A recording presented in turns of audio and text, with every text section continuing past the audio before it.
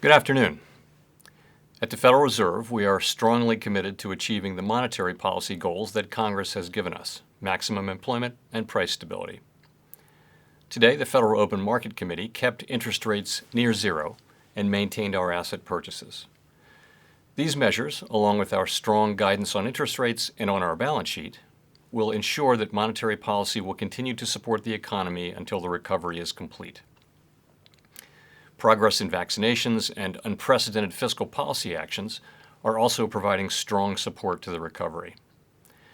Indicators of economic activity and employment have continued to strengthen, and real GDP this year appears to be on track to post its fastest rate of increase in decades. Much of this rapid growth reflects the continued bounce back in activity from depressed levels.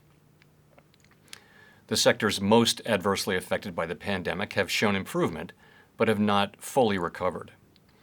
Household spending is rising at an especially rapid pace, boosted by the ongoing reopening of the economy and ongoing policy support. The housing sector remains very strong, and business investment is increasing at a solid pace. In some industries, near-term supply constraints are restraining activity. These constraints are particularly acute in the motor vehicle industry, where worldwide shortages of semiconductors have sharply curtailed production so far this year. As with overall economic activity, conditions in the labor market have continued to improve.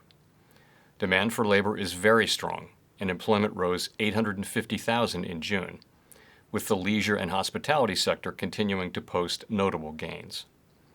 Nonetheless, the labor market has a ways to go. The unemployment rate in June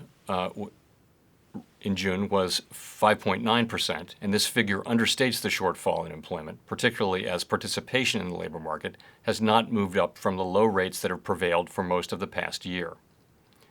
Factors related to the pandemic, such as caregiving needs, ongoing fears of the virus, and unemployment insurance payments, appear to be weighing on employment growth. These factors should wane in coming months, leading to strong gains in employment. The economic downturn has not fallen equally on all Americans, and those least able to shoulder the burden have been hardest hit.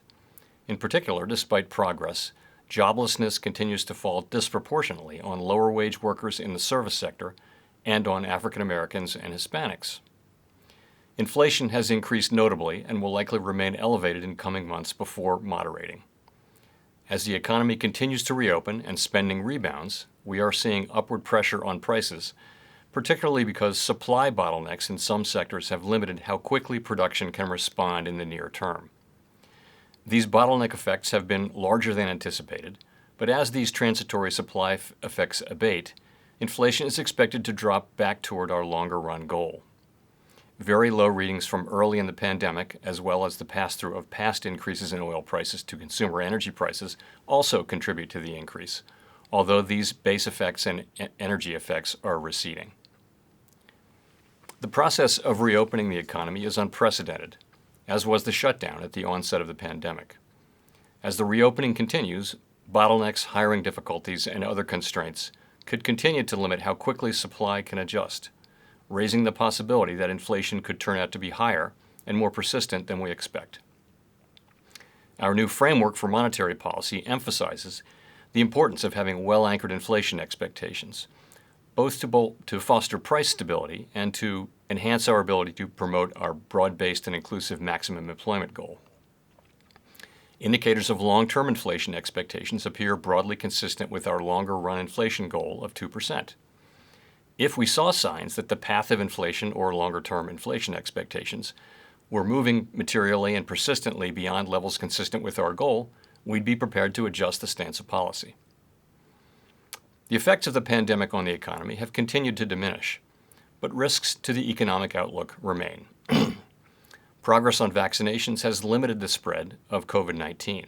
However, the pace of vaccinations has slowed, and the Delta strain of the virus is spreading quickly in some areas. Continued progress on vaccinations would support a return to more normal economic conditions. The Fed's policy actions have been guided by our mandate to promote maximum employment and stable prices for the American people, along with our responsibilities to promote the stability of the financial system.